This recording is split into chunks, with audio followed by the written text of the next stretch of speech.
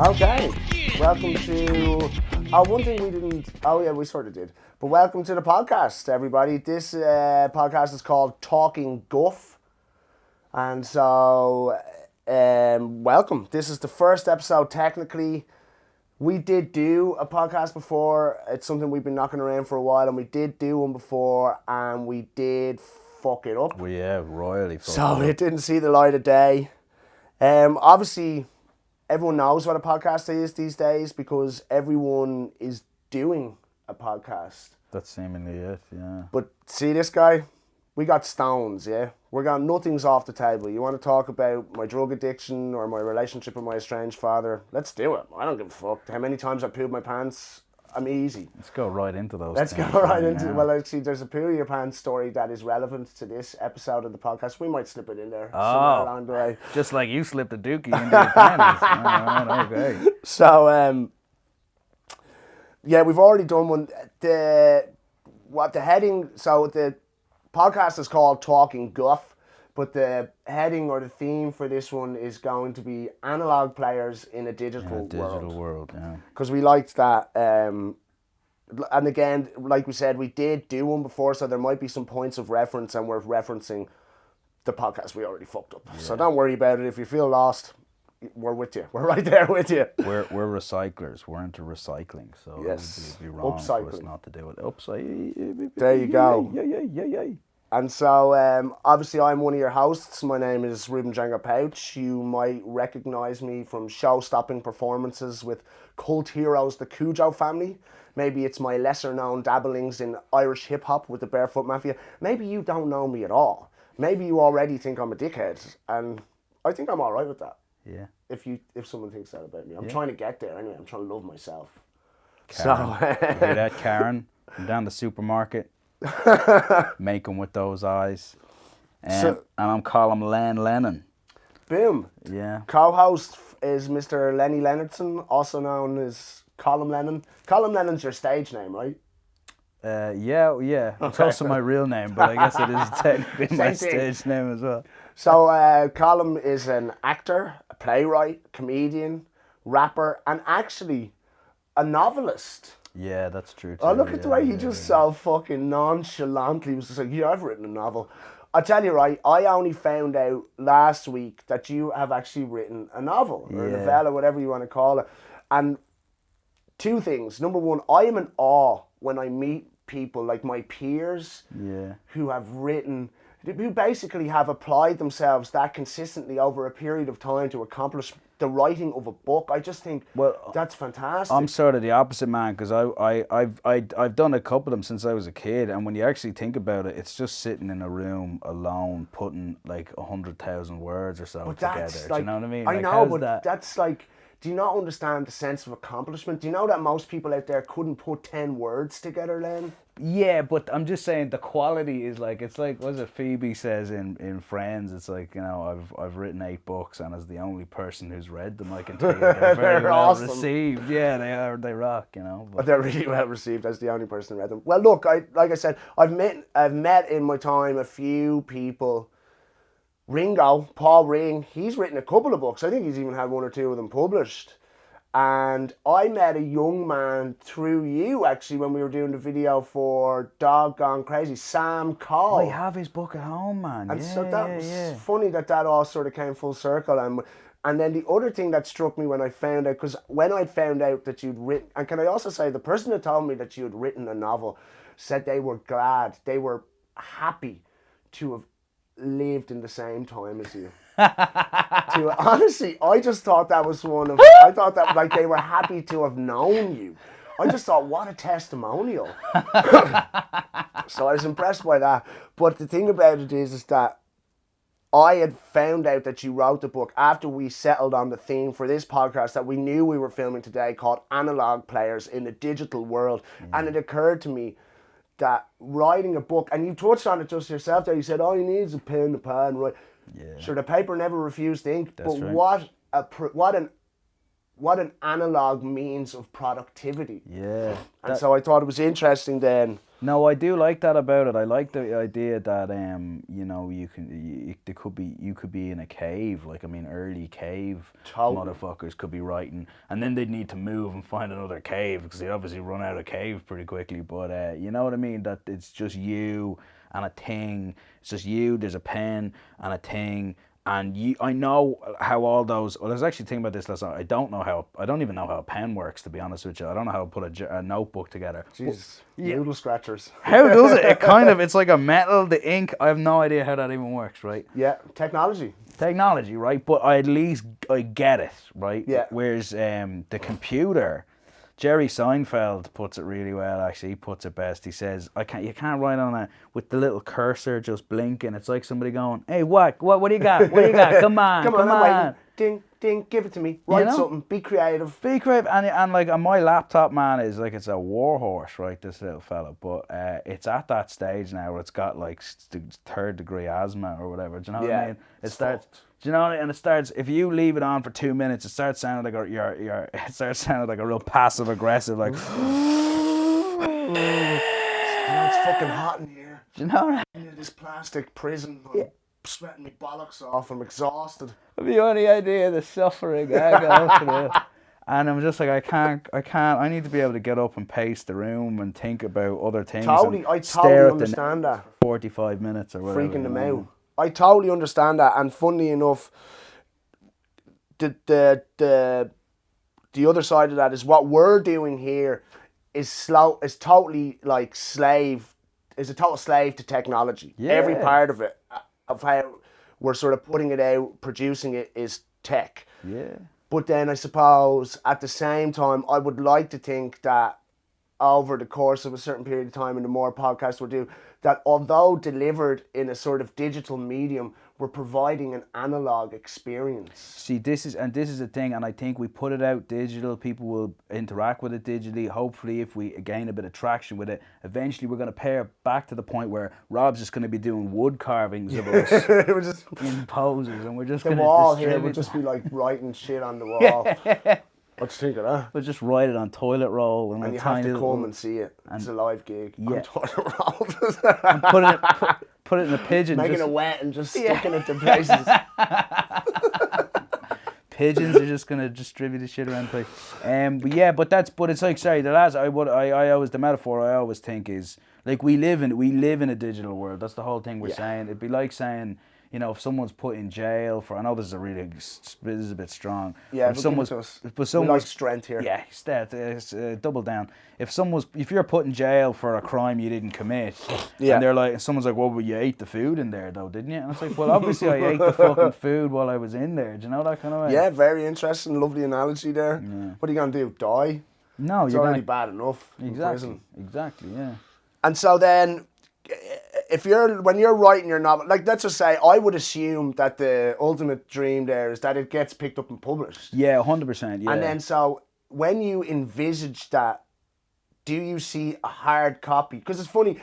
I just want to make a quick, say that as much as, like, I also look at the word analog in the context of today and sort of think it means old school. Do you know what I mean in that way? Yeah. And obviously, like, a hard copy book is the analog version of the publication. And so when you envisage it, is that what you see, the visceral, like the book? Man, that's the crowning moment for me, is when, you... Hard copy, in my hand. Exactly. You open it up and you can look at it and it's there, and smell it. But that is the most important. I'm a book pervert, man. I'm a book sniffer. You give me a book. I can't remember the last time someone didn't hand me a book. I didn't immediately give it a good sniff. Yeah. And I get that 100%, and I think that is not the majority. I think that's not the majority of how people think, or I think that's not the way the majority of people think. They're like, I don't give a fuck what a book smells like. And so, again, I thought it was a great example of, and especially coming into this, of sort of analog productivity and a sort of analog end goal. So it's really interesting. The analog thing is really interesting as well, because I mean, when you say analog, I'd say most people, like, I mean, myself, up to a few years ago, you just think of a watch, right? Like an analog watch. Right, yeah. You know what I mean? That's kind of like, well, that's like an outdated thing, or that's whatever. And I guess I don't know. I'm always trying to think what it is about digital. What it is about digital that doesn't sit with me. I just don't like. I think I don't like. I don't want to sound like a luddite or whatever, but I don't like the direction. Like that. You know what I mean? Yeah, 100%. Look, I mean, I agree 100%, and we're definitely. I think that, and a lot of the things we're going to highlight in the next hour, say, I think that what's happening even on a subconscious level is that my body is like rejecting that stuff because I feel like it's bringing us to a place that I don't really want to be. Like, I think the technological revolution and where it's bringing us as human beings is terrifying, and at the risk of sounding melodramatic, I think technology will be the downfall of humankind, of the human race. I think you're right. I think this path of technology. See, I'm not against technology at all. And that's a really interesting point to have made. I think we've gone down the digital rabbit hole, and we need to back it up, not to a simpler time when everything was whatever, but back to that time, and then go down the analog rabbit hole. I think analog tech. There's a whole world of analog technology that's yet to be explored. Because digital was the more commercial medium. Yeah, and I mean, it does. Again, there's so many ways in which I understand the digital and technological revolution, but there's just so many facets of it, or arms or limbs of it, that make me go, wait, what? Man. Serious? Are we down with that? I think so. What I was suggesting we do today is have a look at it socially. And that'll naturally segue into the economics of it, which will then naturally segue into the ecology of the situation. And so, I mean, I suppose in a real obvious way to me, one thing I've noticed, like when we were kids, and I'd be maybe, 5 years older than you? Yeah. And so, when I was my son's age, the pinnacle of technology was a Game Boy or an Atari Lynx. You're talking LCD, liquid crystal display technology. Yeah. Nothing. They wouldn't wipe their arse with it at the moment. And my young fella... You wouldn't want to wipe your arse with it. No, you'd be... It wasn't a good... Abrasions. Yeah. And so... Sharp corners on that fucking thing. Anyway, go on, yeah. I just think that his generation is growing up with, like... And we touched on this before, and I suppose that's where the idea for this one came out of it. But that idea of 4K touchscreen technology that just gives him non-stop endorphin hits, and that doesn't even have to be necessarily, and it's less likely to be through the medium of gaming, I think, because he's a big gamer. That's what he wants to do, and I'm willing to facilitate that to a degree. But like, the first thing he got into was YouTube, and it's HD fucking touchscreen technology. Are we all right there, big man? HD touchscreen technology, and it's endless. And this is the thing that really gets me about the generation of kids coming up, is it's endless. There are endless amounts of videos. There are endless amounts of potential endorphin hits just waiting. You don't have to work for it. Like when we were kids, we knew what time Teenage Mutant Ninja Turtles was on the telly, and you were going to fucking be on the couch or you're done. You're not going to see it. That's it. You know, and then when you get into your adolescence and as a teenager, and I know we've discussed this before, Robert, there's a saturation of music and stuff like entertainment, media. You don't have to work for it. You don't have to get the money together to go down and buy the CD. What song do you want to hear? There it is. What, thing do you want to see? There it is. It's just non-stop. And in that way, I look at it almost like porn for children, because I don't watch porn because I'm horny. I watch porn because it's like, oh, you better have a wank now. And I take out my phone, and the porn gets me going, and I jerk off. And it's not even sexual at that point. It's about endorphin releases. And I know I'm waffling here, but give me 1 sec just to try and tie this together. How is the real world going to match up? I remember seeing a Channel 4 documentary about a young man in his early 20s. It was about a group of men, but one of them and they were porn addicts, basically, right? Yeah. And this guy's just like, every time I meet a girl, I want to fuck her in the ass and log jam her face. And it's just like, well, you're meeting 19, 20-year-old girls. They're not into that. Maybe the odd one, and that's like, jackpot. Jackpot time. But don't lead with that anyway, for fuck's sake. Yeah. Some creep in his 30s is just going to swoop in and snatch that bitch up because she's got daddy issues or whatever it is. But he was saying, He cannot get satisfied by the sexual endeavours that he has on a daily basis and how fucked up it's making him. And I just imagine transposing that feeling of dissatisfaction onto everyday aspects of life. Yeah. Like, how are the trees and the birds and the bees going to match up when you can just sit in your insular bubble and get hardcore endorphin hits non-stop? Like, see, this is the thing, and the thing about the real world not being able to match up, right, to me, is that the real world totally can match up. You can actually have the real experience. You can actually go out there and do all the crazy sex shit you want, but you just have to work for it, right? 100%. Do you know that kind of way? It's like we're playing video games now. It's like they always say about human beings will never evolve to learn to fly because we invented airplanes. In the same way, we're never gonna, we're playing video games where you're some lightning god or whatever, and we're never gonna be the lightning god, metaphorically or otherwise, because we fucking created this little... Yeah, you know what I mean? I 100% get where you're coming from, and I think it's that's a real big problem in that, like, it's just not going to, because here's the thing, you think when you're getting those endorphin hits, like when I'm getting that endorphin hit from watching porno and I jerk off, I think this is great, or when we're young lad or whatever the thing, when you get those endorphin hits, you're thinking this is great, but it's not. It's like eating processed food. It's a false economy. You've become your own lab rat. Effectively, and what you're doing is you're convincing yourself that, like, exactly like that, Len. That's a brilliant way to put it, because you're just going up and going, and you're on your own in this insular little bubble, and eventually you're depressed and you kill yourself or whatever the fucking thing is. Because the things you actually have to work for to achieve, personal goals, like writing your book, that's unparalleled.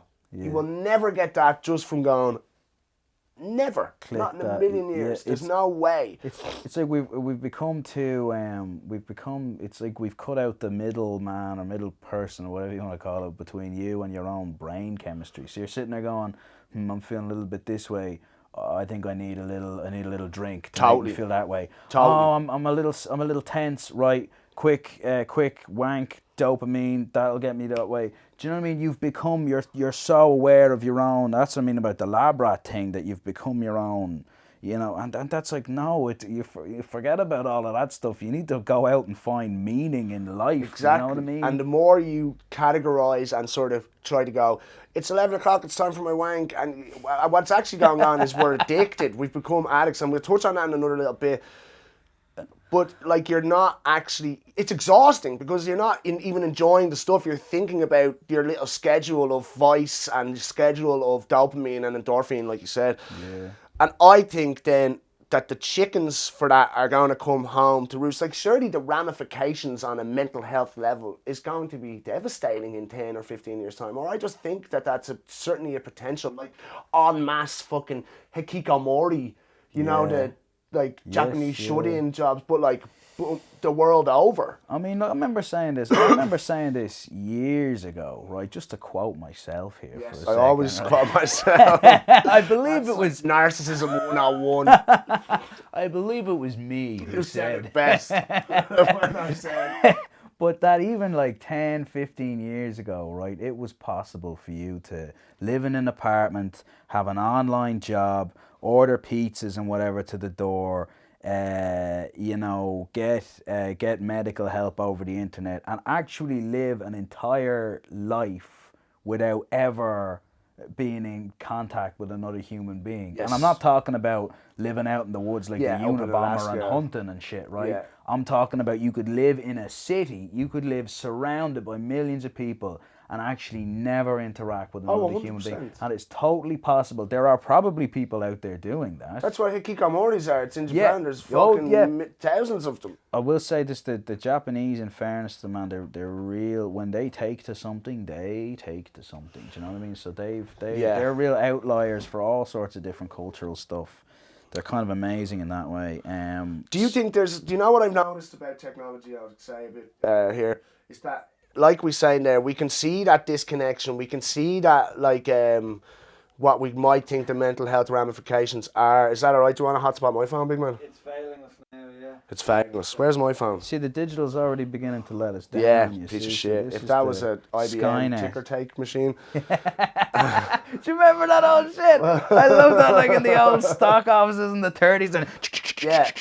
They're the first computers. Like, that's the IBM computational machines or whatever the fuck they were at the time. The mad dichotomy that I see in place with technology is like, we can see the problem. We can see where it's bringing us. Yeah. But we don't give a fuck. We're going there anyway. It's like market forces are taking us there, and we're all just kind of going. But I think I think we're even more complicit than that. I feel like, you know, George Best, when they said, "Look, Georgie, this is your second liver. If you don't stop drinking, man, this one you're gonna die." And he's just like, "Give us a bottle of champagne." Then. Yeah, it's just don't give a fuck. It's compulsive, and that's where I think the root of where a lot of this technological stuff happens is mobile phones. That's where it starts. That's where I start. And look, just say, for instance, as a parent, it's easy to sort of go, "Here, would you do me a favour?" And look at that for half an hour, as in, get out of my face. Yeah, you know what I mean? I just need half an hour put on the phone. But what it's actually doing is it's normalising, and it's to a nearly almost indoctrinating children to be like, this is just technology. Actually, I've got an interesting question for you, Len. I'd like to know what you think. Do you think that COVID has sort of accelerated our dependency for technology? Yeah. It's created, like you said there, you could be in a bubble and not, but that's the world we live in almost. Oh man, you're right. It's actually, it's kind of amazing in that way, and it's really sharp. The whole crisis, it's really sharpened that aspect of life. And I mean, all you have to do is look at the amount of actual real jobs that have been lost all over the place, and then look at the billions that have been made by the owners of these big tech. And this is the thing, and we'll get into that when we get into the economics of it. But go to images there, give us a look. Acute social withdrawal. That's a Kikamori. Pulling inward. I love, man, the Japanese. Yeah, they do it different, don't they? Brilliant with. Like, look at your woman down here. Look at your man there, first top left. Yeah, it's like some of them lads just look like see them top left. How often does he masturbate? and honestly, which of those bottles are filled with piss? Like, look how depressing that looks. That's his life, 10, 15 years in there. But you know what it is, man. It's a let me have my own masturbatory moment here. Yeah. It's a negation of the actual bodily self. Okay, a negation of the actual bodily self. I bet you there's not. I'll bet you there's not one mirror in that fucking room, because he doesn't even want to know what he looks like anymore. Yeah. His body is just a way to ergonomically interact with the digital world. I bet you he was on Second Life or whatever. I bet you he was on all the MMORPGs or whatever. Do you know what I mean? All of that shit. He's disappeared into. He isn't who he is anymore. Yeah. He's not. You know what I mean? Like, look at that. Imagine living in that. See the one you're on, Rob. See the one the cursor. They're down. Like, look at that poor bitch. Yeah. And you're dead right. How could you? So basically what we're looking at is just, you know, I'm a stoner, right? So I can actually relate to this. When I go full moron and just like don't really care what for a couple of days, it's a fraction of that. And I get so depressed when I come into, like, sometimes when I've just been smoking it up for a couple of days and I come into the room, I just like, what is wrong with you, man? You're 36 years of age. Like, what's wrong with you? He looks like the ceiling of the roof. He was on the room. He was. Oh my God! Above, I've only just noticed he's in it. Yeah. I never even recognize. Oh, that is there's a little man. He looks like basically it's his home, but it looks like a dumpster effectively, and he's living in that dumpster.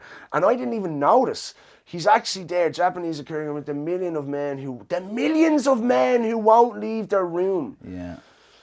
Wow. He looks like that dude looked like he lived above a Kleenex factory and he fell through the roof and then just said fuck it and turned over and went back to sleep. Who lives here? Oh, who cares? I'm fucking wrecked.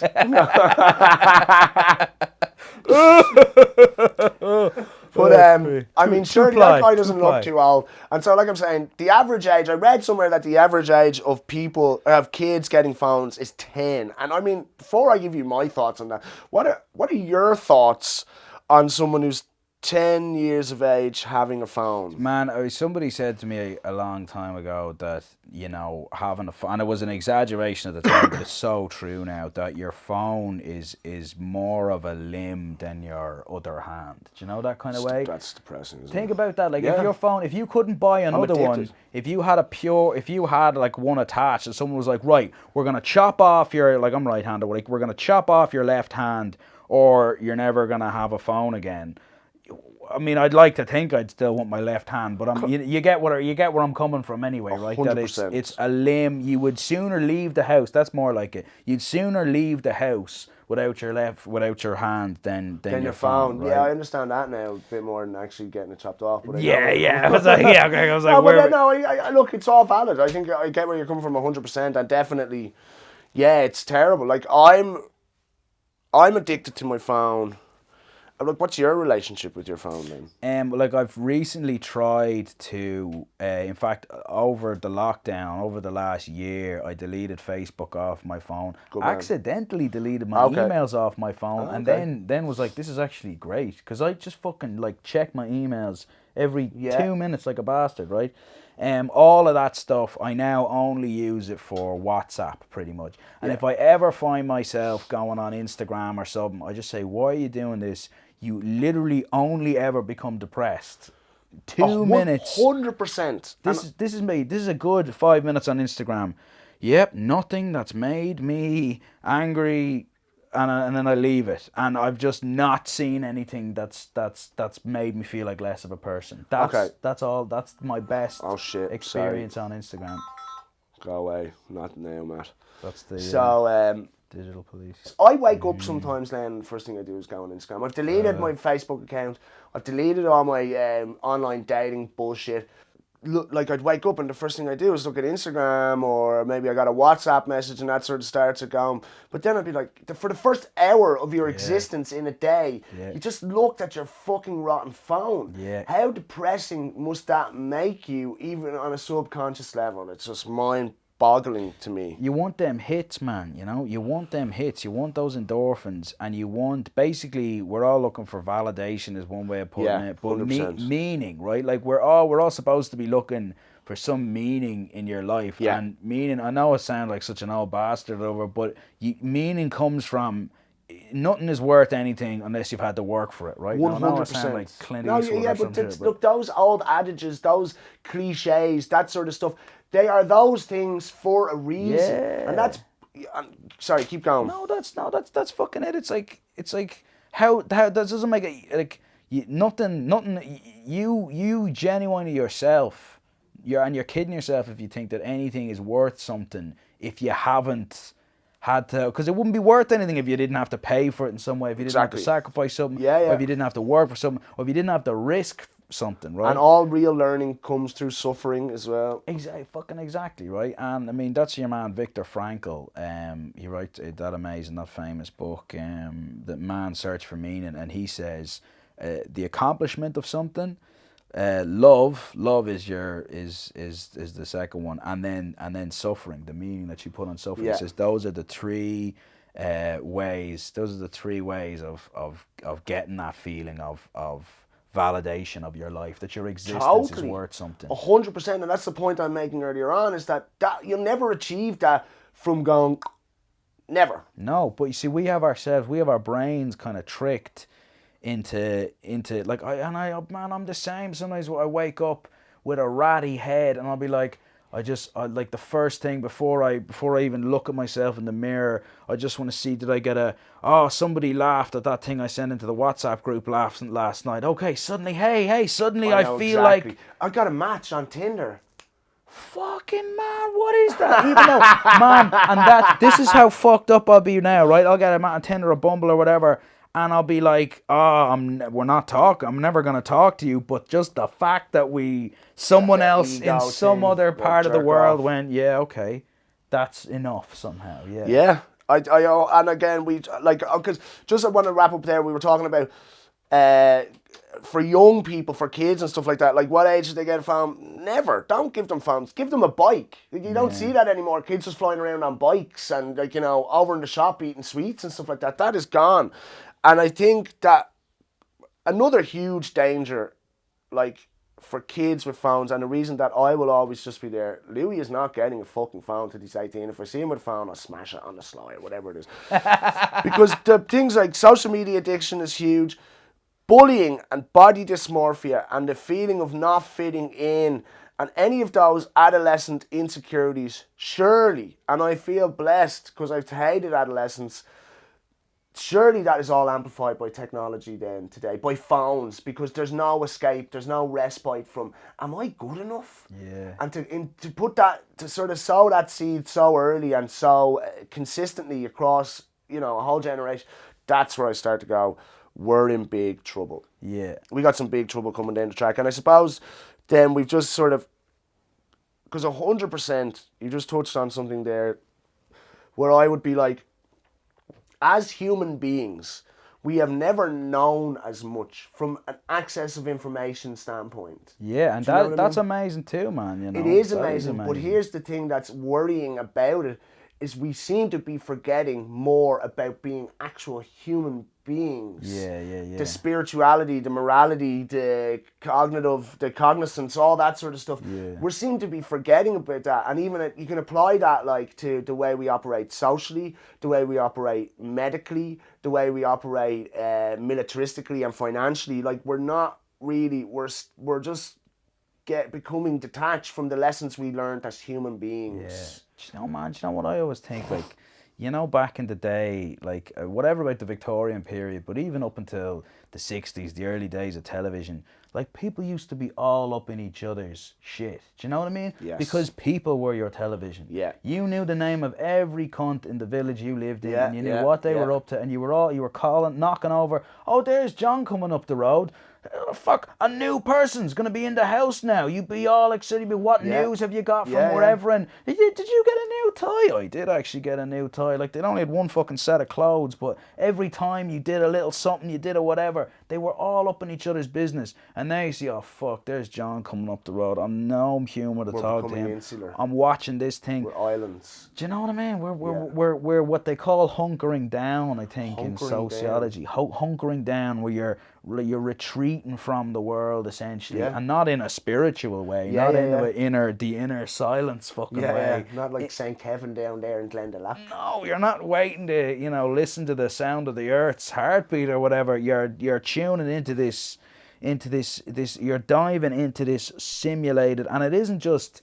There's one end of it where it's, you know, like the hikikomori, who are all playing video games and that kind of thing, and they see themselves, they identify more with the avatar they are on. I'm about to sound like a real old bastard here. No, World of Warcraft. That's really interesting what you're saying. It's really interesting. I agree. See, there's that end of it, but just as big a problem, and in fact I think more nefarious, is the other side of it, where it's a little bit more subtle, where you're not playing this, you know, you're not this like 8 foot tall blue space orc or whatever. You're playing a version of yourself. It's the people, and that's where that comes in. Kids being handed their phones and all this, where you learn from an early age, like, all my cousins or whatever, they're starting to have kids now, and they're all saying, you know, oh yeah, we're not going to give her a phone. We're not going to let him have, you know, an Instagram account or whatever till he's much, much older. And yeah, right from the time they were born, they're learning to, Tommy, look at the camera, look at the camera, Tommy. Do your cousins spend a lot of time on their phones around their kids? Yeah, of course, man. You know, and I'm guilty. I'm not, because I'm not passing judgment. I'm guilty of all of the above. And so just assume when I'm saying, and that's just like, well, how are you trying to tell your son, Ruben, the happiness comes from inside and within and through achievements and goals and all this sort of stuff, when you're just like, what? You know, oh yeah, I'm coming now. You know, it's just like, that's pathetic, man. Yeah. I mean, how do we knock like the whole digital world where we're doing a part? You know, we don't want to sound like we have the answers here or nothing, but we're just delving. Exactly, we're delving. We're just like, does anybody else sometimes have this like, what the fuck? Where are we going here? Kind of fucking thing. It's you know? Terrifying. And the thing about it is, a thing that I've noticed, and again, you pretty much just touched on it there as well, is that you get to be a version of yourself. Yeah. And that's great in a way for people who lack the confidence to be the person they really feel they want to be in everyday life. Yeah. But, Yeah. and this is where they're not applying that newfound confidence to their everyday life. It stays compartmentalized within their digital world. And the other thing about that is that, like from a social standpoint, and we will do a podcast because I think it's one of the most important or interesting topics of the world at the moment, is this sort of left-right thing. And we spoke about it a little bit, but just a way in which technology is toxic, I find, or a way in which that is toxic. If I'm being this sort of avatar version of myself or a different version of myself, I might use more extreme language, or I might go through more extreme thought processes. There's great power in someone's face. Like when I think of something about someone, and I might, because we say stuff out of anger as well. And in fact, that's the thing. It's the disconnection between anger and empathy. Because if I think, that's a fucking prick, and I go down there to tell him, you're a fucking prick, or you're this, or you're that. But when I see another human being's face, unless you're a psychopath, subconsciously even, there's a little, take it down a step. Yeah. You know? Man. I think that's lost and in fact, when I would like to call our thing the death of the age of conversation or something, because that's what it feels happening. But technology really sort of facilitates that, because it's not about, like, especially on social media is so toxic, and you see people, even I have to stop myself from being a toxic person on social media. Yeah. I've, like, to the point where I write something and go, you are so fucking stupid, whatever, and it's my hold water, be valid, it's certainly my perspective, my truth, but just right when I'm about to hit enter, I just hit delete. Yeah, because it's always like, I always read, because it gets you nowhere. There's no conversation's going to come out of this, and then actual resolution. No, it's just going to be now you're a prick, now you're a fucking dope. And so socially, that's one real negative effect, I suppose, I feel that technology is having. And the other, like what you're saying there about an avatar situation, is that technology is the new addiction. And guess what? Everyone's hooked. Yeah. Because there's no negative connotations. There's no stigma. Like, if I'm addicted to heroin, I'm a stigmatized human being. You know, if you're a drug addict, you're stigmatized. You're alcohol, there's stigma attached to that. There's no stigma I don't see, nowhere near the same level, because I suppose it's much more silent as technology addiction. And, like, I watch a film called Ready Player One with my son. Have you ever seen it? No. Based on a book. It's for kids. Great film. But it's like, it's that everyone hooks into the Vista or something it's called, the Oasis. And they've all got their own character, and it's what we're talking about, but that's the world. And, like, my son looks at that and thinks, that's fucking deadly. And I look at that and I'm just like, that's fucking terrifying. Yeah. Terrifying. And like you said, you smell the book and all. Like, that's, if you go down that path, all that stuff's gone. It's just gone. You know, my young lad wouldn't wipe his arse with a book. Let me drop this. That's unfair, man. Better than the Game Boy now. But still. Let me drop this one on you, man, because this is one of the weird things that I started, just going off what you're saying there, is that we're investing so much in this digitally simulated reality, which I think is bullshit. Like, I'm one of them wankers who I think I love when I watch an old film, I can tell that it's shot on film reel rather than digital or whatever, right? Yeah. It's literally, that's where it's at for me.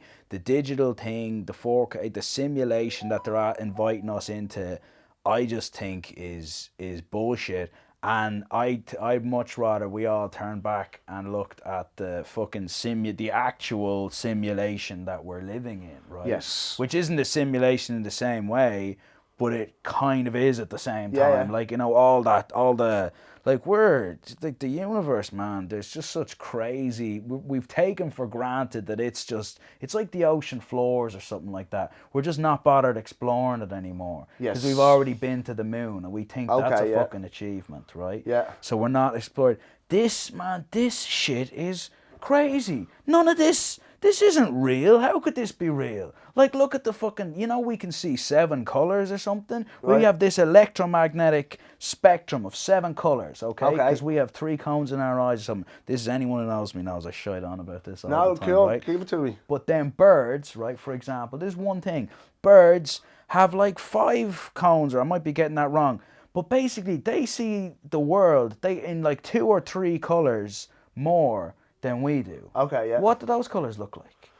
You can't fucking imagine. Yeah, I suppose I can't. We can't even imagine. And there'll never be a simulation, a digital fucking thing will never be able to fucking imagine them. Okay. But I believe I'm enough of a fucking nut bar that I believe in a future where we can see in those colours and we can... everything exists on this. We explore the actual nature of the reality that we fucking live in. Rather than just... I would love that. I mean, I don't think it's going to happen. I think the predominant colour of our future is going to be grey. If we don't do something about it, man. Yeah. And I feel so helpless. Funnily enough, but here's the thing, because you're saying, if you brought, like, I have what's that? Nomophobia, short for no mobile phobia, is a humorous word for the fear of or anxiety caused by not having a working mobile phone. I get it. I smashed my phone twice in the last 2 weeks, and I've just been like, what am I going to do? What am I going to do? And it's like, you're pathetic, mate. You're a disgrace to the human race. Like, the people laid down their lives for you 100 years ago, and you're fucking shining on a bit. If you showed my son, like, we got a flat screen TV over there, 2019 LG fucking flat screen, bang. When I got that telly, I was like, what's the fucking story? Like, I don't like watching stuff in 4K. Yeah, It's like, where's the texture? Where's the tone? I don't want to see the zits on Tom Hanks' face. Do you know? No offence to Tom Hanks now. Well, maybe we should offend him somewhere. Maybe we should find some way to offend him by the end of the podcast. But anyway, my young lad would think that looks deadly. Yeah. If you played him an MP3 over a vinyl, he'd tell you the MP3 sounded better. Yeah. And I mean, that's a fact. And that is happening across, like... It's like, but it can't sound better because they've taken bits out of it, dynamically speaking. I should up, but it sounds better. And like the 4K thing, I'm just like, I can't watch that. It just looks like crap. And he's like, I fucking love that. It's too packaged. It's the Uncanny Valley thing. Well, unfortunately, oh, sorry, say again. You know the Uncanny Valley thing? So it's like where if something is like, if I draw a stick man, and say that's a person, you go, yeah, it's no problem, but that represents a person, right? So if I draw you as a stick man, you go, okay, so that's me, and then I do whatever. Whereas if I was to like open up those curtains and there was like a life-size model of you done down to every perfect detail in plasticine, you'd be like, get that the fuck out of here, right? Because it's the freakiest thing in the world. It's too close. Exactly. There's like, and it's the why they call it the Uncanny Valley is because the similarity something has to something else. The more it looks like it, the more you think, oh, that really looks like that thing. And then right as it gets to almost being perfect, it drops off because you're suddenly going, what the fuck? But basically, anyway, it's like your brain goes into this mode where it's just suddenly like, hold on, like, I don't know, is this the thing anymore, or is right? This it's tough. It's like cats seeing themselves in the mirror type. Exactly. Type vibe. They don't get what the fuck it is. Yeah. And that's, for me, that's the digital thing. It's like, and it's like CGI. It's like any of that. It's like a perfect. Like, this is how fucked up. I'm saying to shite on, right? But this is how fucked up the age is we live in, right? Ben Mendelsohn, you go, what was that Star Wars movie, Rogue One, okay? Yes. And you've got Ben Mendelsohn, an actual lethal actor, doing a scene with a hologram or like a CGI render of Peter Cushing, another lethal actor who's dead. Okay? Yeah. And everyone's sitting there going, oh, this is amazing. Why don't you dig him up out of the ground? And fucking, why would that be any... What are we doing here? Surely there's another actor who could just do it, like... Yeah, and it's like... in real life. And who looks a bit like him and puts some makeup on him so he looks a bit... I'll be fine with that. Don't worry, it's happened before. And it's what grand. did you think then of the American... Is it called The American? What's the... Which now? The Irishman. Oh, right, Like, you know the bit where fucking Robert De Niro goes down to do that scene where you would think it would need the same as intensity as Ray Liotta bashing that guy's face in Goodfellas. And down shuffles 70-year-old Grandpa De Niro, starts putting a beating on this guy, and it's just like... You know what? In a weird way... Why didn't they just get a guy to be the young De Niro? At one point, De Niro's meant to be my age in that movie. Yeah, no, it is crazy. It is Why crazy. Why didn't they get, like... Joe Pesci's there fixing some daddy his truck. actor like Kylo Ren or something. You know, what's that guy's name? Oh... Someone like that.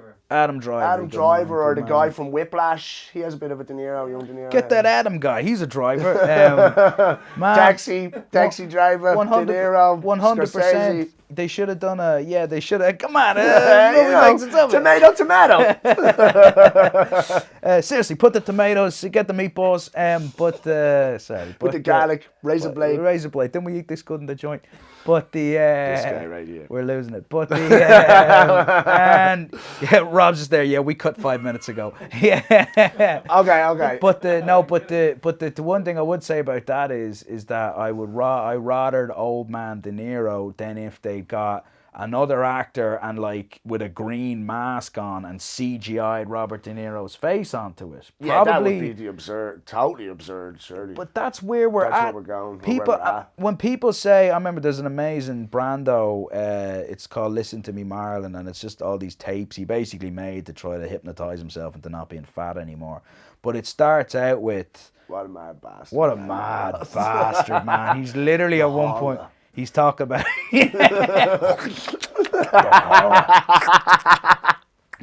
Are we out of those? But we out of those. But he's literally But he starts out saying, you know what I just did today?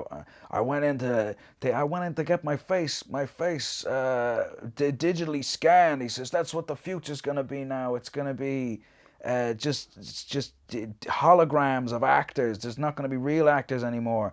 And now that hasn't happened. But there's definitely, man, I mean, the more and more Hollywood, the more all of these industries are being run by tech and are being run by accountants, they're up there going, fuck Robert Downey Jr. Can't 100%. We just, make him out of bits of old movies and we just repaint it together on a 3D Don't we own screen? The rights to his face anyway? That sort of thing. And literally they're having those conversations and there's probably directors there going, not quite yet, not yet. Right, just but by the time the next generation are in the cinemas, are they going to give a shit anymore? No, they're not. They won't give a fuck. Should they be fucking eating dude pussy and everything? So, earlier on we said that... From a packet. Hey, could you heat that up in the microwave for me, please, first? So, what price would you pay for that addiction? Not only fiscally, but sort of spiritually, cognitively, morally. And so, like you said there, you've got a problem with your phone. Yeah. I'm not saying it's their biggest problem in your life or you're as bad as another person, but can you see that, Oh, 100%, man. Every time I reach for it, I feel like I got a problem there. There's something there, yeah. And, would you pay €1,000 for your phone? No, and I definitely didn't. Yeah. Right, and so fiscally, got massive problems on your hands. But I mean, you still spent something. You still paid a fiscal price. Like, would you pay with your spirituality? Like, would you allow yourself to become so addicted to your phone that you become disconnected in a way? I mean, I know that has happened to me, not necessarily consistently. Excuse me, I'm having a bit of a gas issue here. He's a gas man. I know that has happened to me, or like I said, if I'm addicted to my phone, if it's sort of like disconnecting me even for a minute, I am paying with my spirituality. That's the spiritual cost of that thing. If my brain stopped producing thoughts, like when I'm sitting there mindlessly fucking scrolling through Facebook or Tinder or Instagram, my brain is not producing thoughts, so I'm paying cognitively. That's on the cognitive price I'm paying, is that I'm not producing thoughts. And all of those things are really interesting, a bit scary, but variable, dependent on the person. And I have control over all of those things. What about the fact that your phone was made by a slave? This is I said we got to right onto this now in one second, right? Okay. But just to jump in there, man. I just had a thought there. Where it's like your phone is like the that digital window, it's like the opposite of meditating. Do you know what I mean? Yes, You know, 100%. meditating, you're there living in your Trying to normal day in disconnect, life like with your this, thoughts. yeah. And this is like trying to just let your thoughts go and just listen to that inner Yeah. thing, which, look, I'll be honest with you, I've started doing that again Yeah, I recently. do a bit and of it is, meditation. it is fucking sexy. But It anyway, is. but that's your own. Actually, just an important thing, because people, like my mum, I try to get my mum to do meditation, and she's like, but I just can't do it. It's literally the art of doing nothing. Yeah, it's not. You're never going to stop your brain from. It's not holding on to thoughts. Yeah, exactly. Thing. But sorry. No, that's it. And it's like, and the mantra, I've never bothered with any of that. I just make my own one up. Yeah, exactly. And it changes all the time. See, that's the thing, man. It's and this is what used to block me all the time. And I'd say this to anyone who's had struggled with it or thinking about doing it. You just have your own little personal relationship with it, right? Perfect. It's literally the most inner thing. I used to sit there. I used to have it when I was a kid. I had this picture of a Buddha or something, and I used to sit there like trying to do the lotus. Yeah. And I close my eyes. I lie down on the ground now. Do whatever the fuck you want, like. That's when I was just like, I'm just gonna lie on the ground. Are you comfortable? That's all it has to be. And are you gonna have thoughts? Yeah, just try and let them drift away and come back to them later. It might give you little things. But like that, I would be exactly like you. I'd get caught up and I'm not doing it right. I can't stop thinking, and I'm so tense. And it's just like it's feeding into itself. Yeah, it becomes a closed loop or whatever, right? Yeah. But that's and you can do it sitting on the toilet, man. If you just whatever, you just be like, I'm just gonna focus on my breathing now for a sec, and already you're just a little bit alleviated. You've just a little bit let the pressure off. And I think only when you were saying there, I think when you're talking about that disconnect, that people.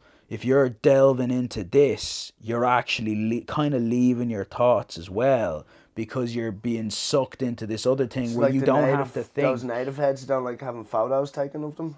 Oh, right, yeah. Sucking a bit of your soul into the phone there, then what's doing. Yeah, right, yeah.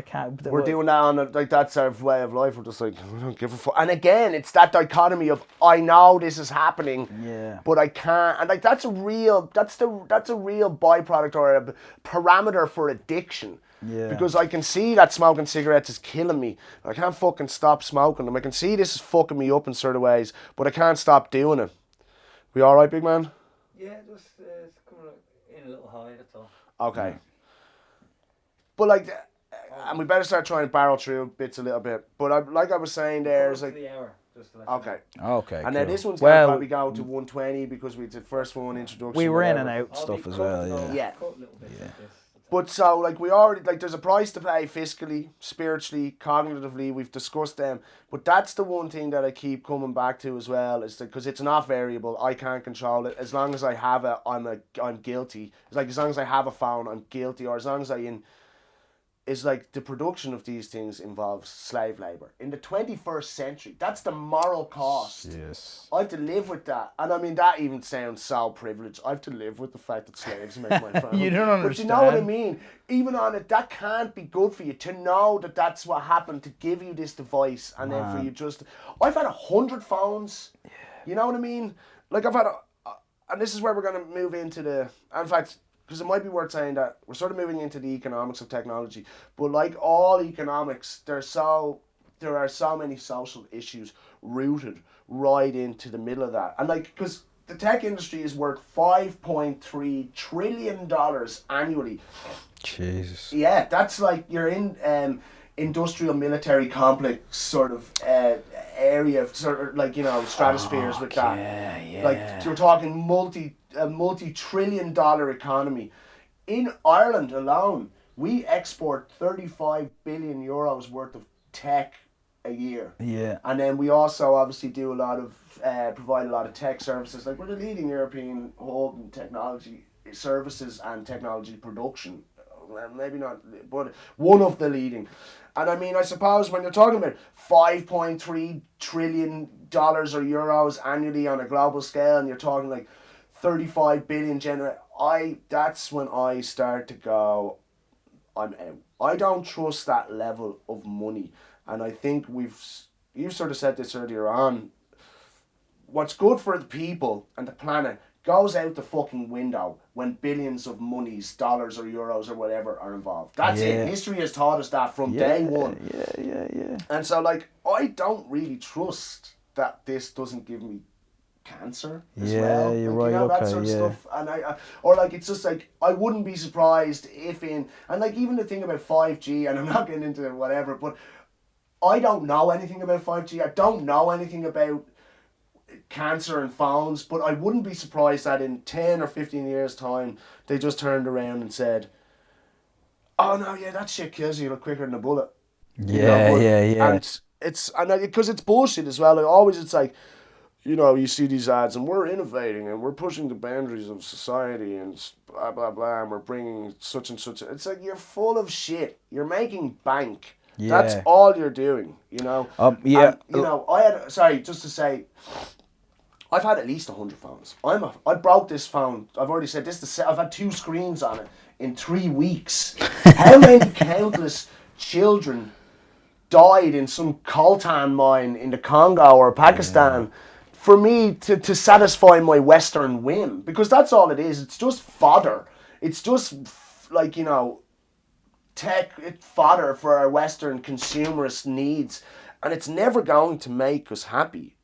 And another thing I've noticed, I'm sorry, I've waffled on a bit there, but like, I think it's bullshit, because the way I see it then is that, like I said, I've had this phone fixed twice in 3 weeks. Phones are shitter. Tellies are shitter. Cars are shitter. Washing machines and microwaves and stuff like that, they're all shitter. It's just like, it's not about the product. It's about facilitating consumerism.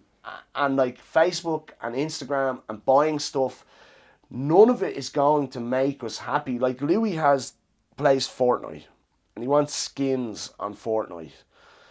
And I'm going, no, I'm not paying good money that I work hard for to spend 10, 15 euro on a bunch of ones and zeros on a screen. It's when these skins are outfits, by the way. Yeah, you just change your outfit or your avatar or whatever the fuck it is. And he gets so upset. And I'd be like, why are you getting upset? And he's like, because I'm unhappy. Why are you unhappy? Because I can't have the skin. And I'm trying to express to him, the Fortnite skin will not make you happy. Yeah. And it's really difficult. Like, it's near impossible for him to see that. And he's a kid and all, and he will develop the emotional abilities to sort of, or the emotional intelligence to break that down for himself, I hope. And so, but that's my thing. It's just like, Instagram's not going to make you happy. Facebook's not going to make you happy. The things you buy, your iPhone 10, is not going to make you happy. Fortnite skins are not going to... Fuck off, will you? Fortnite skins are not going to make you happy. And yet, we're just totally hooked on them. There's, you know what I mean? And we know that, and we can't stop using them even for the negative effects. Even you tell me that, little kids are dying to make this shit. Yeah. I'm just like, yeah, that sounds awful. Hello? Yeah, you know yeah. I mean? This, man, it's like That's depressing when I think about it. It fucking is, man. And when you really think with the values that you were raised on and everything, and like, how have we let it get to here? And it's like, it's the worst example. What price would you pay? That's my point. That's a really fucking... Yeah. It's just like, what price would you pay, man? Yeah, and yet we all know if that ad came on the telly, I mean, if it existed, I'm not saying it does exist, but if it existed... You know, they're almost afraid to confront that with us, because we'd just be like, oh, forget you. You'd switch over immediately, because you just don't want to hear it, right? Why would I want to hear it? It's that, the bystander effect. You ever hear of that? No. Oh yeah, well, give it to us. Come on. It's like where the classic example they always give it is, there's this lady called Kitty Genovese. I think she was 16 in New York in the 60s. Yeah. And you know that famous story? And she was in the middle of she was attacked by a lad in like the courtyard of her flat block. Okay. And she was like screaming for help, and she was raped and murdered by this guy, and all the residents, or whatever, loads of residents came out onto their balconies in the middle of the night and are looking down, and nobody called the police. And the fact is, the idea behind it is that, and this is something it's not just based on that, obviously, this is something they've observed in tests, is that the more people observe an event or appear to be party to an event, it's like the responsibility is shared. Understood 100%. If you were there on your own, you'd be like, there's no one else to help. Exactly. But it's just like, well, if that person didn't help, or that person could help, I understand. If you were a bystander... What's it called? Bystander effect, yeah. The bystander so effect. If you were a journalist, man, and you discovered that it was a big secret being kept, that all the coltan and the bauxite when the batteries of these things was being made was being harvested in these mines or whatever, using slave labor, and there were entire villages who were, That's happening. It's happening. This is what I'm saying. But if you were a journalist and you discovered that, and it was a secret, and you were the only person who knew, you would do everything you could to expose it and to get something done about it. But the fact that it's out in the open, it's kind of like everybody. I wonder what that is about human beings, because I read in a book by Ilan Pappé, and there's a book called On Palestine, and it's an Ilan Pappé and Noam Chomsky thing, and it's talking about that we know what's going on, but we can't. And again, you can apply that to sort of so many. North Korea, man. And you can, like as you just did, you can apply it to so many different situations, and it's just like the bystander effect. I really like that. It's this shared responsibility thing, man. Because you're kind of going... Sort of almost like the opposite of then mob mentality a little bit. Yeah. Or it's mob mentality, but inverted. Yeah, exactly. Yeah. You fucking exactly. It's mob it's the mentality. It's mob inaction. It's like we're okay. Well, if no one else is... Yeah. I guess I feel like an asshole, and we do, man. I know myself. If I see someone, this whole virtue signaling thing or whatever. If I saw someone stand up, well, particularly on actually, it'd be different if I met someone in the street or someone called to my door and they were trying to talk to me about these mines in the Virunga Mountains where they're taking bauxite out of the ground and they're chopping kids' hands off and stuff. I'd be like, fucking fair play to you. You're actually engaging a face to face. You're not doing this for the likes or whatever like that. So I guess that's kind of the case as well, It's because it's just removing you from the point, and you think you're there because you've got the front row seat, but you're not. You're not actually taking part. Yeah. Just because you signed the thing or you reposted the thing or you did all bullshit. Go out like this dude, whoever, and into the street and stop people and go, do you know this is happening? Look into my eyes. Look at the feelings on my face, like, you know what I mean? Look at my emotion and understand that this is happening. But that's gone. And you'd be crazy now if you did that. You may as well write it on a fucking cardboard sign, man, and hang it around your neck. You know what I mean? Obviously, economically speaking, and we touched there, it's a 5.3 trillion euro or dollar economy on an annual basis. And one thing, I don't have the information on it, but for definite, and in fact, Robert, why don't you just do us a favour, pull up, how many people how many people are killed by drones annually? Because here's the other thing, is that when technology is developed for the good of mankind, or whatever the fuck we want to say, it's hijacked inevitably and eventually by malevolent forces. And like, if there's money to be made there, man. Yeah. Oh my God. So look, minimum strike, civilians dead. Talking, where is this? This is from the US. Jeez. So total dead, 16,000 in 2015. I don't know how they figured that out. 90% of people killed were not intended targets. And like imagine dealing with technology on that level. You're lying in your bed in your Middle Eastern country, assumably. That's where it seems to be going on for the most part. And a fucking rocket from an unmanned... So the technology... In fact, we'll get into that more. But it's just that unmanned, but that's the thing, man. It's the unmanned part, because they very cleverly realised back during the Obama administration that the only metric that mattered to the American people about these wars was how many of their soldiers were dying. Well, there's a film called Drone that I haven't seen. And like on the trailer for it, you can see, and anyone have a look at Drone, the trailer for Drone. I actually never saw it. Remember, it was a big thing, and I got buried a bit or something. Yeah, pull it up there if you want. It's called Drone documentary, and I remember in the trailer the guy goes, he got a certificate because he'd killed 1,000 people. A certificate. And he was sitting, and he's sitting, but that's when he started to go, oh my God, what the fuck have I done? It wasn't even quantifiable to him that he was killing people. He's sitting in a storage container in Texas. Killing motherfuckers in Pakistan and Afghanistan. Man, I remember, just not to cut you off there, but I remember years ago reading this, when I was in college reading this thing, and it was like the Israeli defense guys sitting behind this fortress near the border, and they were controlling whatever weapons. I think it was maybe just pre-drones, but they were controlling their weapons remotely. Yeah. So you have their mirrors, you have these Hamas guys on the other side, and they're like shooting at them with AKs, and they're just fucking them up with these gun turrets or whatever. And when they interviewed these guys, they're like, they would rack up kills like it was a video game, because it essentially was a video game to them. Yeah, okay. There was actually really no difference. But again, it's just it highlights the fact that when money is involved, we don't give a fuck. Yeah. You know, we're making all this money, but what about the fact that 90% of the people you're killing aren't? Shut the fuck up, man. Shut the fuck up. I'm making big money. The chap who made the microchips is making big money. The guy who made the ammunitions is making big money. Everyone's making fucking bank here. Shut up. That's what makes me sick. Yeah, and man. That's where I think... It's no joke. The world is run by psychopaths. I don't say Psychopaths. that lightly. I don't say it lightly, that's and I don't agree with you lightly. Yeah. Do you know, that's a known thing, because it's like you look at But whatever. you know why? It's money, surely.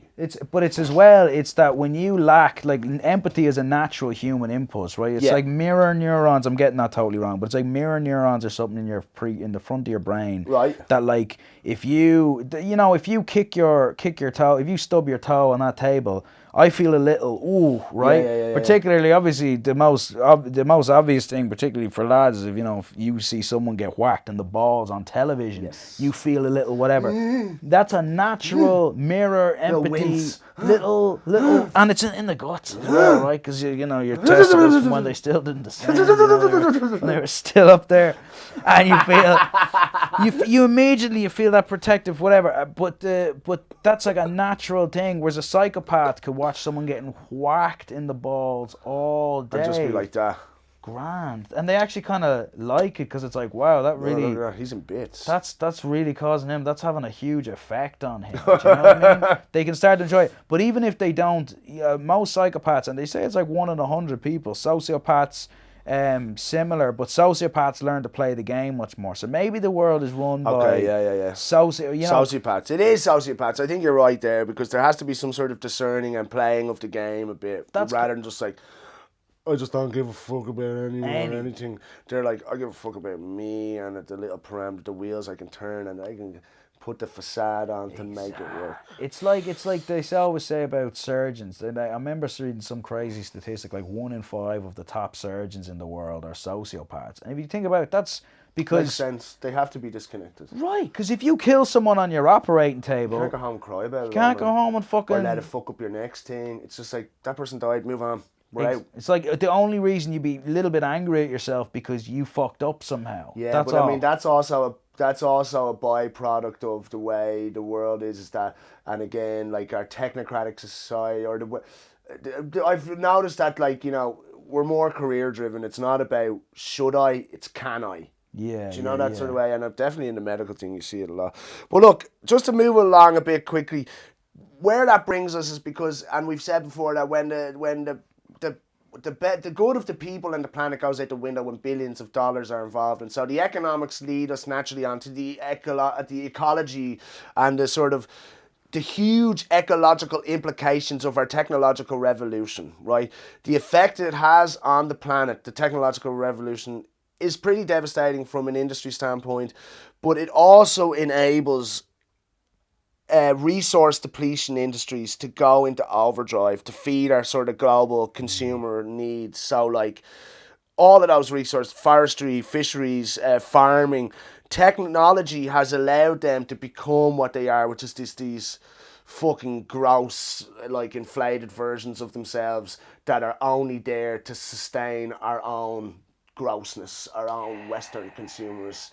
And like technology, it wouldn't have happened before. And like, because another thing, again, what fucking price would you pay? It's like we found out that not just human meat, but our own meat was delicious. And now we're just hacking bits off our own foot. 100%. That's Are you exactly, gonna be able to like, walk it's on again, that? what price would you pay? What's the economy? It's just like, I know I'm actually eating myself, but I'm fucking really tasty. It's just like, listen, mate, just eat this thing that's maybe not as tasty in an immediate sense, but the effects of it's going to make you feel better and more vitalic on a long level. Like, it'll have longevity, as it were. But like, there's international free trade is something that I hate. Yeah. Like, because I think it's the death of death of sort of grassroots capitalism. It's the death of sort of small business, and it destroys the fucking planet. Like international free trade destroys the fucking planet, and there are too many ways to. There's too much evidence to that fact for us to waste our time going through it now at the moment. It's just that those things that are sort of not great for the planet and for human beings are elevated and amplified into the by technology. And again, what price would you pay? Like the dichotomy of, the moral, ecological, etc. price of what we're doing, but we keep doing it. Just no fucks given. That's at least back in the day, there was a little bit of ignorance, or people kind of believed in something, and whether it was stupid what they believed in, you can kind of give them credit for believing in it. Like even colonialism, like right at the top, that was driven by psychopathic greed. Yes. And that's the same in neo-colonialism. Yeah. That's the same in and again, this is just it's the same in what we see in terrorism. I mean, terrorist factions realistically, and the same could be said for the IRA, what they evolve into eventually is just like some fucking psycho, greedy prick. Right at the top. Right at the top. Yeah. And who's maneuvered this, manipulated religion or whatever it is to suit his own ideas. Like the guy at the top of fucking ISIS doesn't strap a bomb onto himself. You know what I mean? He smokes weed, man. He eats pussy. He doesn't give a shit. Well, I mean, who doesn't eat pussy? I mean, I must be what I guess I am what I eat, but the cock. That's how it. Yeah. Thought you looked a bit cocky. There it is. Can we do the freeze frame roll credits? Good night. We're done here. No, but because we can never go back. Yes, that's the thing. We can never go back. We can never regenerate the rainforest. We could, I suppose, but it's going to take a lot more work than not doing it. And so why would we bother? We can't go back. And again, no doubt, and we touched on this earlier, no doubt technology has furthered mankind in so many ways. It's brought us so far, but I think it's going to bring us right over the edge of our own existence. And it won't be Skynet fucking happen overnight shit. It'll be this slow, carcinogenic, almost like cancer that eats away at all of our humanness till we're just left like Ready Player One or the Hunger Games, or we're there. I feel like it's already there. We're becoming our Orwellian dystopian future is nigh. Sort of already. Yeah, man, it's like we don't care. It's like we sort of decided, actually, I hate humanity. It's like we've decided, on some level, I would be happy to see us go. Do you know that kind of way? And I don't think anyone's given us the real answers. I don't think even the sustainable travel, I ride an electric bike to work. How'd you charge that fucking electric bike, dickhead? Yeah, man, you look at me, I get that. Do you know what the biggest industrial pollutants on planet Earth are? Batteries. Yeah. Batteries. And I mean, all of those things we're talking about, all these sustainable ways to live, use batteries. It can feel a bit hopeless. I remember our mate's ex-girlfriend was rapping to me about you should really consider getting a bamboo toothbrush. Did you know all the toothbrushes you've ever had are still out there somewhere? I'm like, do you know China exists? Yeah, exactly. Do you know, again, all the soap boxers, all the fucking trans, fembot fucking lunatics, all the left side fucking lunatics. We might have to edit that one. No, keep going. Okay, but that's where I'd go hold on a minute. Your AirPods, your phone, the medium in which you're communicating to me, how much of an asshole I am. That's all created by fucking billionaire tyrants. It's all made at the expense of normal everyday people. So you're a fucking hypocrite. Yeah. So back the fuck up. And I mean, at the same time, we're all hypocrites. And until we deal with the fact that we're hypocrites, we can't go anywhere as human beings. And we sort of know that, and we hate that about ourselves. Yeah. I mean, I wish I was born 100 years ago. I wish I had been a survivor of World War II. Yeah, because doesn't that feel like you knew where you stood back then, kind of thing, and all this? It's just I played, I fought for the world. I'm gonna work hard, get a job, get Yeah. a wife, look after it. Look after. Feed it regularly. You know, you got breakfast, lunch, dinner. So I Yeah. suppose we did say, and you made the point right at the start, or I got this expression from something you were saying, that not only is it technology in the obvious ways in which it's being an asshole, but it's the continuous feeling, it's my subconscious knowledge of like, this is not good, that makes me sort of want to recourse away from it. It's not only that I like the smell of books like you do, that I love the feel of a vinyl, that I love the sound of, you know, the look of the sun, the real world or whatever. I totally lost my train of thought there. Sorry. Man, can I finish on there's 100%. a metaphor, right? Yes, I Can would I finish love- on your couch? So we're going to wrap it up quickly, pretty much. Len's going to finish us off with a metaphor. Yeah. There was a group of artists in NCAD have started doing a thing, and I bought the first one because I was so impressed with the fact that it was a hard copy. It's called Emerge, so emerge.ie, shout out to the Emerge artists. Nice one, yeah. But they're doing this thing, and like it was like, when I got it, I just put my hand on it. And the pictures were the same as they would be online, but it's just like that. That's how I know I feel like an analog player in a digital world, because that gives me that yes feeling. We're clinging on to the what little left is real, right? Yeah. Like, so I remember Sonny used to know this fella used to race greyhounds. Or no, I remember somebody telling me about this before, right? Yeah. His uncle raced greyhounds. And back in the day, that came from greyhound coursing, right? Which was where you just let a rabbit, you know, like in that scene in Snatch. Yeah. You just let a rabbit loose, two Proper greyhounds. Yeah, proper fucked, like, yeah? Yeah, I reckon a dogs get fucked. Or, yeah, I reckon a rabbit gets fucked. But, so you're talking real rabbit, real lunch, right? The greyhounds are actually chasing after a real rabbit, right? That's their whole, if people are making bets on them, so be it, right? Then when they started up Shelburne and everything, so that's how he used to train greyhounds. He used to get them to practice with real rabbits, and then you bring them out coursing, and that was going on for hundreds of years. And then they brought them into Shelburne, and they realised, you know, when you're bringing families and all into a stadium, it's not exactly going to be appropriate to have a real rabbit get ripped apart.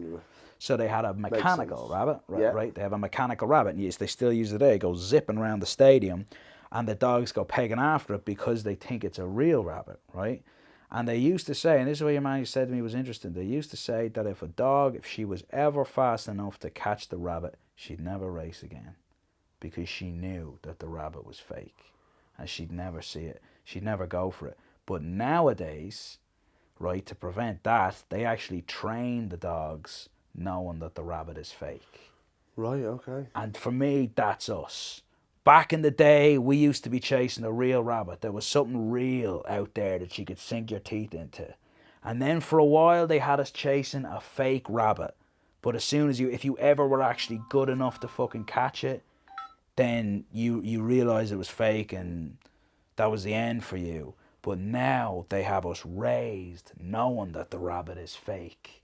Love it. But that we're chasing it fucking anyway. I don't know. Like fucking mindless ball-licking whippets. Mindless.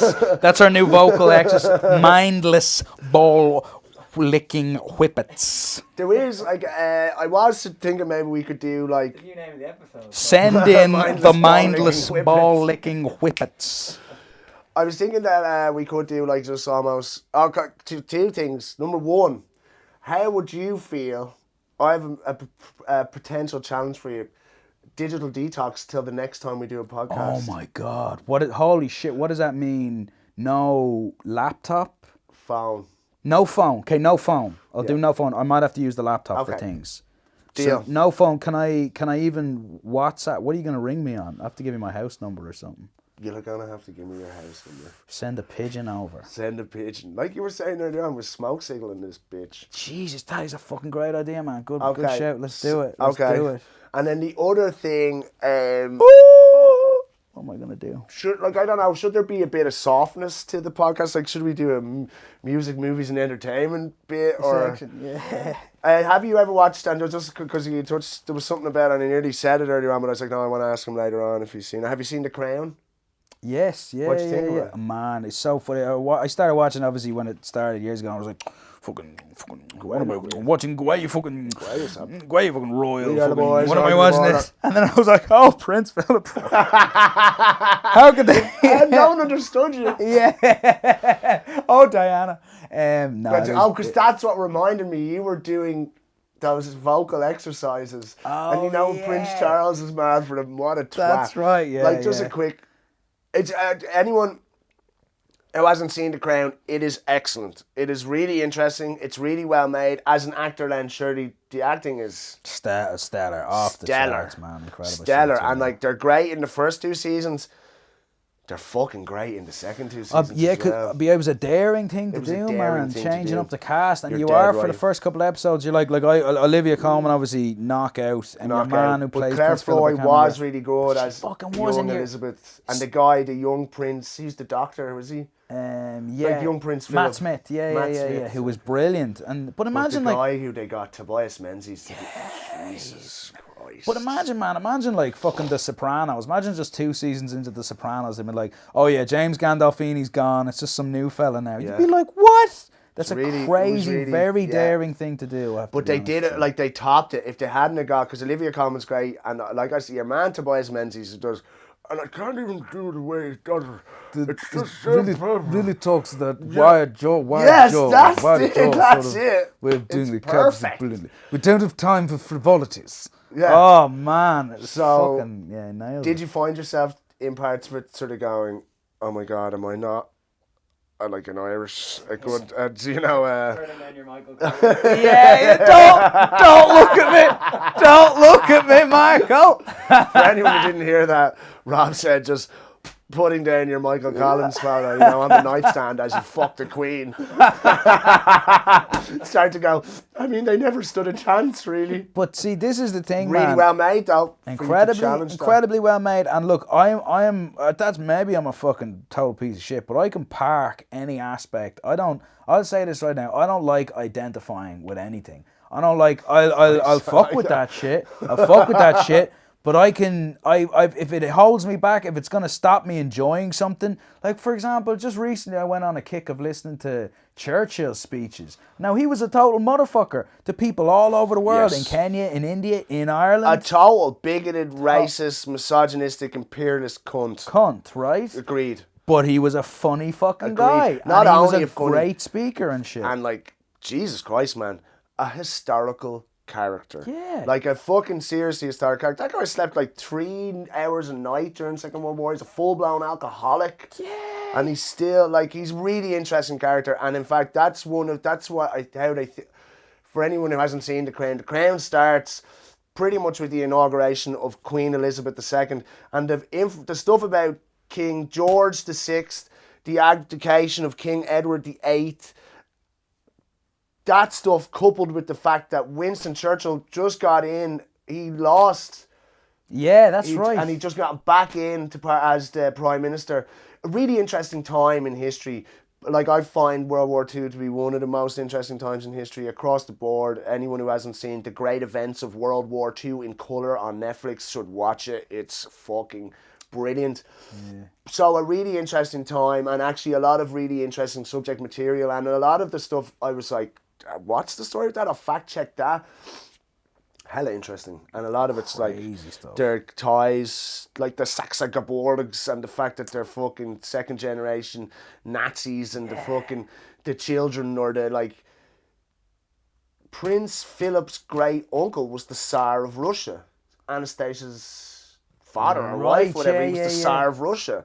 And like, I mean, Prince Philip himself had to leave Greece in an orange cart because his grandfather had been killed at this stage. His father was getting fucking ran out of it. But his sisters were all married to fucking Nazi generals and lived in Germany during the Second World War. Like, well, anyway. Jeez, okay, they don't go into that in the series now, maybe. No, they do. Oh, do they? Yeah. Yeah, because his sister gets killed in a Nazi plane. Oh. Flying to Berlin or something like that. Remember, that happens in real life. Okay, right, yeah. And a lot of that stuff where you're going, that is stranger than fiction, that couldn't be the real deal. It is. Like, King Edward VIII did go, and after he'd abdicated, did go through Nazi Germany, and they photos of him all with Hitler and stuff. Yeah. Anyway, really interesting program, really worth a watch. Yeah, that's all I have to say about that. I watched Happy Gilmore with my son the other day, and we had shits and giggles. It's such like a when classic. you eat pieces of shit for breakfast. It was game over. It was just like, oh my God, I can't. Listen, I don't know about you, but I've had a great time today. I think it went really well. Cracking, man, yeah. And so we're going to just say every Thursday, we're just going to come to the shed at 10 o'clock and do a podcast. Yes, sir. Have we See if any don't get ideas? Like, what about the death of the age of conversation? And that will be encompass left and right. The left and right problems. For next week? Yeah. And that's actually brilliant. And we could do a real Beckett on it, where we ironically just don't talk for like a whole hour. I just add in some wind effects. Yeah, humanity's fucked. Yeah, Rob will just like toss a... Yeah, that's BSP territory. Yeah, Jesus, man, yeah. That was the honoured job, actually, in the BSP choir, just the rain. Teachers to be sitting there in the front row going, look how he works it. Look how he works it. Majestic. Yeah. All right, listen, Len, thanks very much. Man, Rob, pleasure. thanks very much. And for anyone out there who's actually watched it, listened to it, thanks very much. We'll see you next week on Talkin Guff. Yeah.